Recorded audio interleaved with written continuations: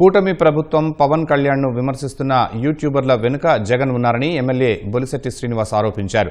గుంటూరులో జరిగిన జనసేన పార్టీ సమాచార కమిటీ భేటీలో ఆయన ఈ వ్యాఖ్యలు చేశారు. అధికారంలో ఉన్నప్పుడు దళితుల్ని వేధించిన జగన్ ఇప్పుడు మాయమాటలు చెబితే ప్రజలు నమ్మరని అన్నారు. ఒక బలమైన వ్యక్తిని దెబ్బ కొట్టాలనే ఆలోచన, మానసికంగా వాళ్ళని ఇబ్బంది పెట్టే ఆలోచన జగన్మోహన్ రెడ్డి గారు చేసే ప్రయత్నం ఇది. కొన్ని ఎథిక్స్ ఉన్న టీవీలు ఉండే, ఎథిక్స్ ఉన్న జర్నలిజం ఉండేది. ఇవాళ ఎథిక్స్ లేవు. ఎవడు టీవీ ఆడిస్తాం, ఎవడు ఫోన్ ఆడిస్తాం, ఆడు ఏమైనా మాట్లాడుతున్నాడు. కానీ దీని నియంత్రణ జరిగి తీరాలే. ఎవరైతే ఇలాంటి పదజాలం వాడిన వ్యక్తులందరూ శిక్షించబడాలి. ఎవరైతే నేను రావణ్ అని ఒక యూట్యూబర్ చేసిన విమర్శను నేను తీవ్రంగా ఖండిస్తా ఉన్నా.